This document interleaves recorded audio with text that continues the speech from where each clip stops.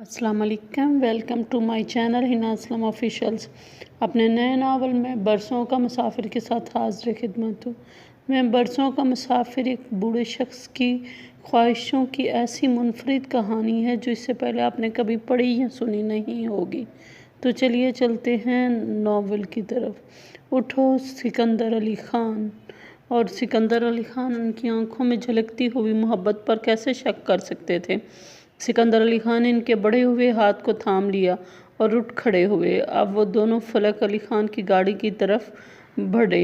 फलक अली ख़ान ने driving seat संभाल ली। एक छोटे से लकड़ी के दरवाजे के सामने सिकंदर अली ख़ान ने उन्हें रुकने का इशारा किया। हैरान नज़रों से उन्हें देखने लगे। तुम यहाँ रहते हो सिकंदर अली ख़ान? उनके पूछने पर सिकंदर अली ख़ान ने इस बात में सर हिला दिया। दरवाजे पर दस्तक दी तो दरवाज़ा माला ने खोला। साईं आप? इस वक्त वो हैरान होकर पूछने लगी। माला ने पीछे खड़े शख्स को देखा ही नहीं था। माला मेरे साथ मेहमान हैं, तुम साइड पर हो जाओ, उन्हें गुजरने दो। फलक अली ख़ान ने जब माला को देखा तो हैरान नज़रों से माला की तरफ देखने लगे। माला दरवाजे से हट गई। फलक अली ख़ान ये मेरी बीवी माला है। और उन्हें सिकंदर अली ख़ान की बात सुनकर हैरानगी हुई। 16-17 साल लड़की इस हालत में देखकर हैरानगी के सिवा क्या हो सकता था। फलक अली ख़ान ने माला के सर पर अपना हाथ रखा। कैसी हो आप? जी मैं ठीक हूँ, माला आहिस्ता आवाज़ में बोली। वो तीनों आगे पीछे चलते हुए अंदर आए तो माँ चारपाई पर बैठी हुई थी और नायाब उनकी गोद में सर रखे लेटी थी। माँ फलक अली ख़ान को देखकर हैरान नज़रों से सिकंदर अली ख़ान को देखने लगी। माँ पहचाने ये कौन है? माँ कभी सिकंदर अली ख़ान को देखती और कभी फलक अली ख़ान को। नायाब उन्हें देखकर माँ की गोद से उठ खड़ी हुई थी। सिकंदर अली ख़ान मुस्कुरा रहे थे। माँ इन्हें पहचानने की कोशिश करती हुई उठ खड़ी हुई और फलक अली ख़ान का चेहरा अपने हाथों में ले लिया। फलक अली ख़ान मैं ये चेहरा कैसे भूल सकती हूँ? माँ और फलक अली ख़ान एक दूसरे के गले लगकर बेख्तियार रो दिए। फलक अली ख़ान माँ के कदमों में झुक गए। माँ इन गुनाहों की माफ़ी मांगता हूँ जो मेरे बाप से सरजद हुए। माँ लालच जब इंसान के दिल में समाता है तो इंसान अंधा हो जाता है।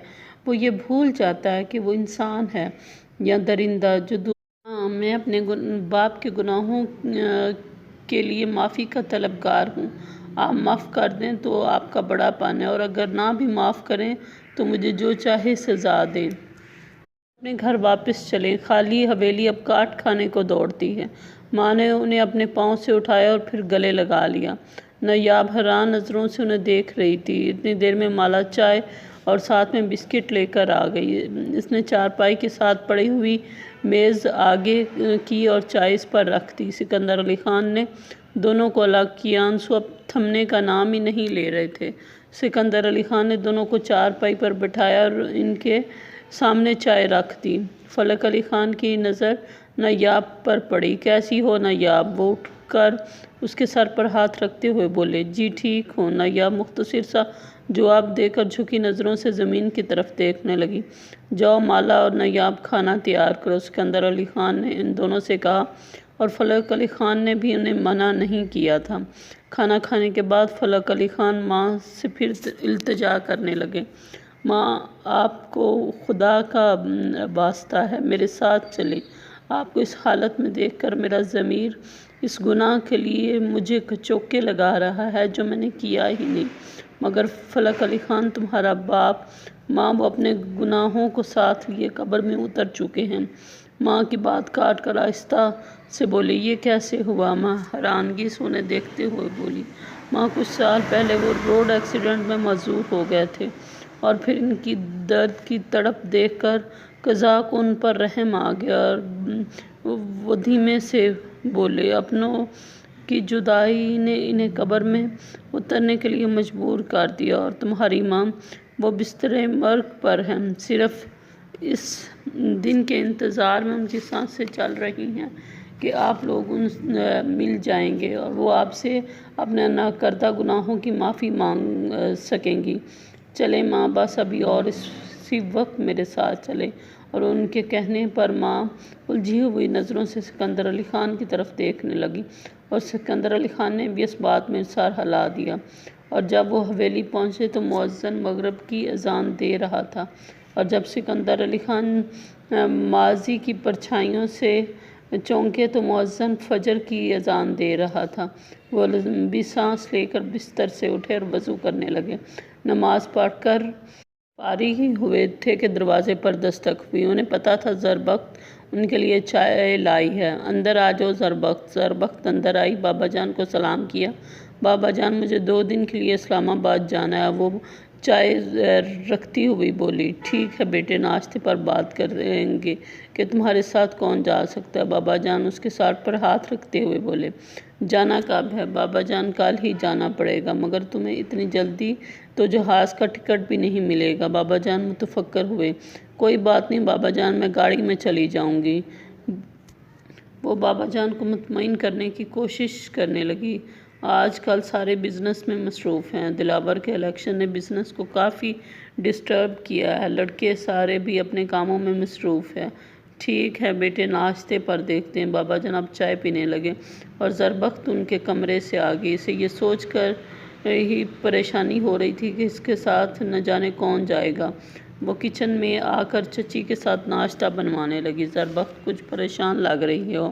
بشما چچی غور سے اس کی طرف دیکھتی ہوئی بولی، نہیں چچی، بس اسلام آباد جانے کی فکر ہو رہی ہے۔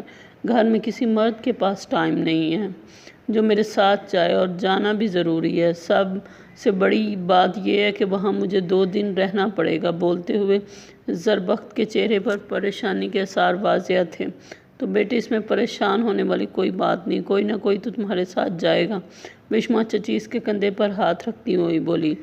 چچی، جہاں تک میرا خیال ہے میں نے کسی سے بھی نہیں کہا کہ میں نے صبح کی چائے پینا چھوڑ دی ہے۔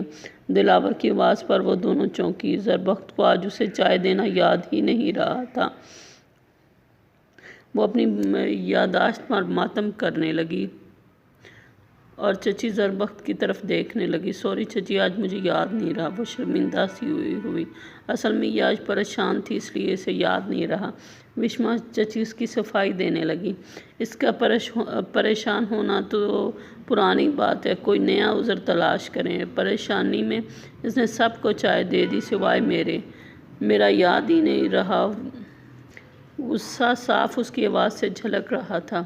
ویسے چچی، اس پر کیا قیامت ٹوٹ پڑی ہے کہ اسے کچھ یاد نہیں رہا؟